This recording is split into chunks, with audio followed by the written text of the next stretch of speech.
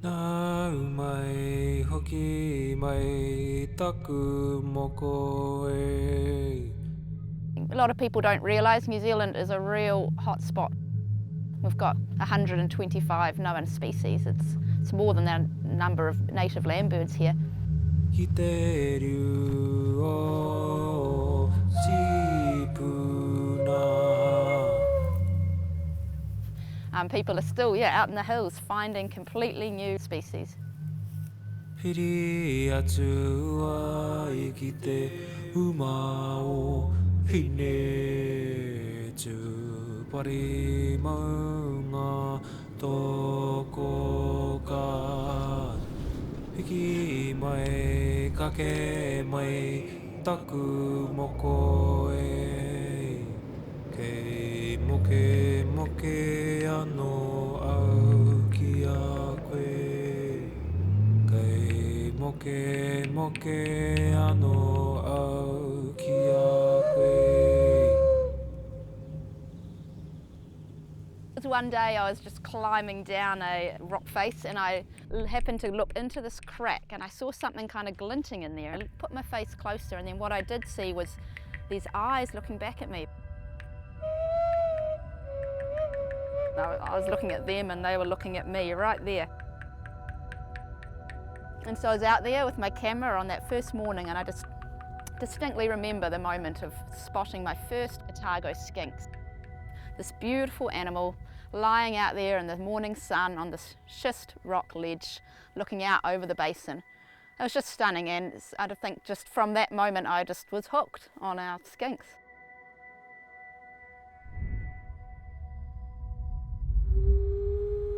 Deep in the heart of Otago, a towering fence line carves into the gold, forming a protective ring. Within its jaws, alongside treacherous gullies and rugged cliffs, MOKOMOKO Dryland Sanctuary spans 14 hectares of pristine, safe habitat for some of our rarest and often forgotten creatures.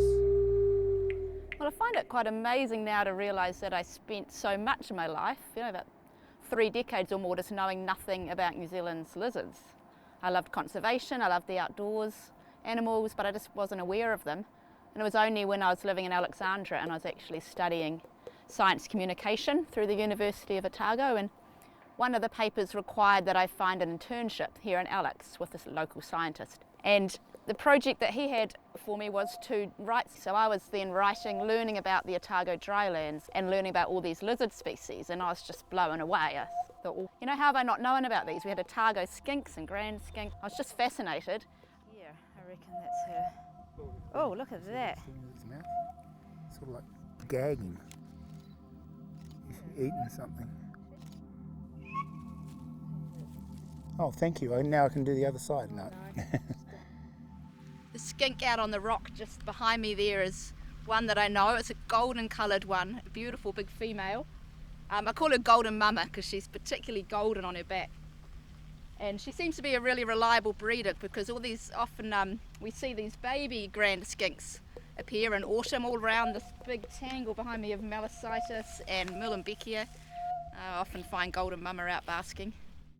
A lot of the kids will have lizard stories. Amazing how many have seen the small skinks, those common species, McCann skinks. They might have found a schist gecko under a rock, but most will have never seen a lizard of the size that the Otago skink is, that the grand skink is, because we've lost those from the hills around Alex. They're only now here within this predator-proof fence. Our lizards in New Zealand are really vulnerable to mammal predators because they didn't evolve with mammals. That means that now that mammals are here, they're really, really struggling. More than 90% of our New Zealand lizard species are classified as threatened or at risk. So it's, things are pretty dire for a lot of them. There are 7 species of lizard in the sanctuary, including 2 of the largest and rarest in Aotearoa. The Otago and grand skinks, 2 of the few species known to give birth to live young. Found in just 8% of their former habitat, they are found nowhere else in the world and have been on the brink of extinction for over 40 years. Prior to colonization, the biggest threat to the lizards came from the sky. The enormous poaka, half eagle, or karearea, the native falcon. A quick retreat into the cracked rocks means escape is possible. But against mammals who hunt by scent, who can easily reach into their homes, MOKOMOKO are defenseless.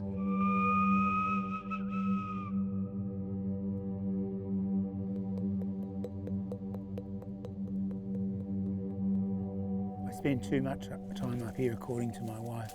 But luckily I just live over the back here now. I'm not far away from the sanctuary. So I used to do research on red kangaroos in the outback. I never really studied lizards in Australia, but when we got here, I liked working in the drylands, which I work here, and the drylands have a really good abundance of native lizards that are impacted by predators. I set the trust up in 2005, and I basically just asked my buddies in town, some of them whether they'd be interested in joining, including some really wise people.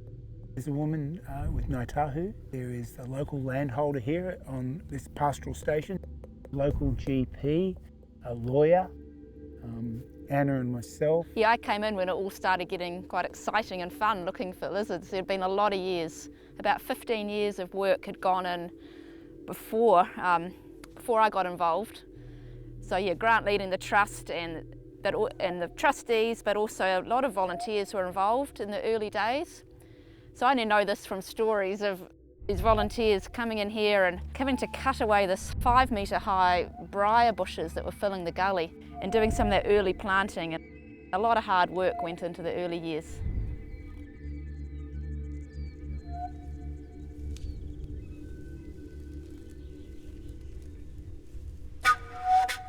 So the one thing you learn from doing these community conservation projects is you don't want to be in a hurry. So you've got to do things slowly and methodically, and we did that. You know, we had our ups and downs. It wasn't easy at the start. We tried to breed them in captivity in cages in Alexandra, and they just didn't really protect them enough from the cold winters. So that was a bit of a learning experience, and then we came out to here, this area near Alexandra, and built a very small predator-proof fence, only 0.3 of a hectare, to do a pilot study to see whether we could introduce Otago skinks, and that was successful. And now we've built this bigger fence. We've got a 1.6 kilometre predator-proof fence, and it keeps out all mammal pests, including mice, just about all the time. Sometimes mice get in. And it goes up over these ridges. The guys who built this, they were strong, big muscles, and they had to be because it's so steep, and every post had to be rock drilled except for 5 of them. We built the fence in 2015, and it cost us back then about $540,000. And you've got a couple of culverts in there and some gates, so it's pretty expensive, be more expensive now. And we fundraised for that money through various trusts, like Central Lakes Trust, Otago Community Trust, lotteries, private donators. We didn't have to do any sausage sizzles, so that was good. And now we've got Otago skinks in here, grand skinks. We've got jeweled gecko, and we've got Otago green skinks. And there's also 3 other species that were already here, and they're all booming in numbers. It's really good. In 2024, there were over 100 confirmed baby skinks born inside the sanctuary, but predators remain a constant threat. The main problem here is mice. It used to be pastoral country. The introduced grasses produce masses of seed every single year. We've done studies of mice and they're very abundant outside. But we were toying with the idea of building a cheaper fence that just kept out things like cats and mustelids and so forth, and letting mice in, so it's a bit cheaper. But we decided not to do that after we did a pilot study over the back here that we thought was mouse-proof. We had lizards in there, mice got in there, and we saw mice attacking these 1-foot-long Otago skinks. And the survival rate went down to about 1/3 of what it previously was. And so that said to us, oh, hang on, what we thought was a fairly benign predator for a big lizard is in fact actually quite a significant one. So we had to build a Rolls-Royce fence.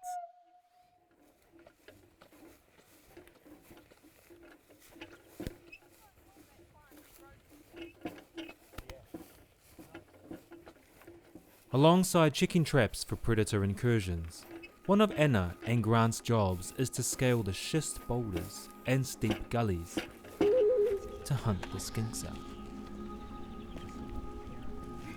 See any, Anna? Wow, just got to keep hunting.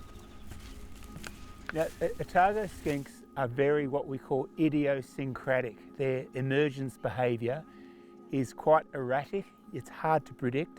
Today is perfect, but they're not all that out. Whereas grand skinks, they're pretty reliable. We'll see plenty of those.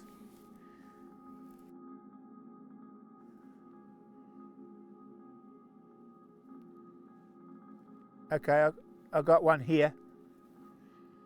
I've got one here, Anna.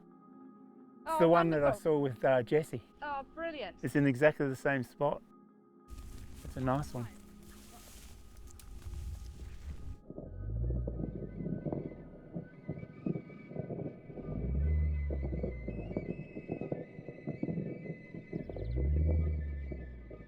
Just noticed on its left side, behind its front leg, there's 5 beautiful golden pillars. And so that's what we've just named it, 5 pillars.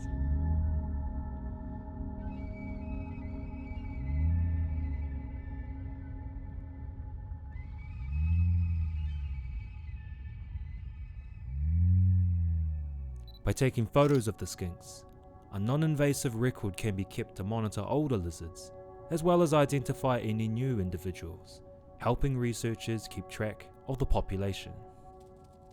Earlier on, we had big things to do. You know, we had fences, some fence work, painting, weed control, and often we'd open it up to the wider public. These days, we do things on a lower scale, and we just put out the message to our core volunteers who know exactly how to do stuff. You know, when we release the lizards, they're fun days, especially when you have kids out here and we get the kids to let them go onto the wherever.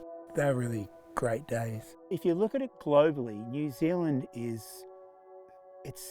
people here are so in tune with wildlife, and there's so many fantastic advocates for wildlife, and the initiatives that are going on in this country are amazing. So, you know, we're winning battles, but we're not winning the war, in the sense that we're still seeing declines in species, and we don't have enough funding for conservation. It's as simple as that.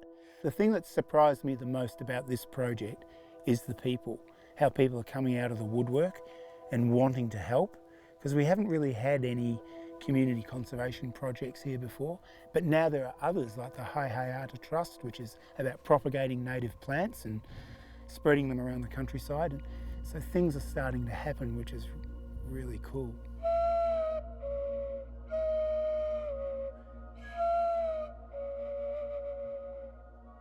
Abundant lizards, they're in the landscape now much more than they were in the old days. So we're walking around today seeing heaps, and there's one right there, down there. It's the first time I've ever been interviewed and had a lizard in the background. You can always put other species in here, or we could just allow what we've already introduced into here to flourish. And that's the most exciting bit, because that's happening right now.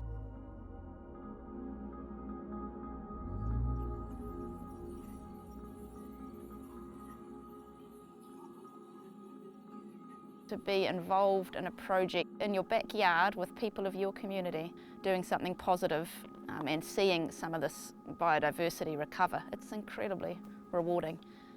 Piri atu wa ikite uma o hine tu pari maunga toko ka piki mai kake mai taku moko e kei moke moke ano au ki a koe kei moke moke ano au ki a koe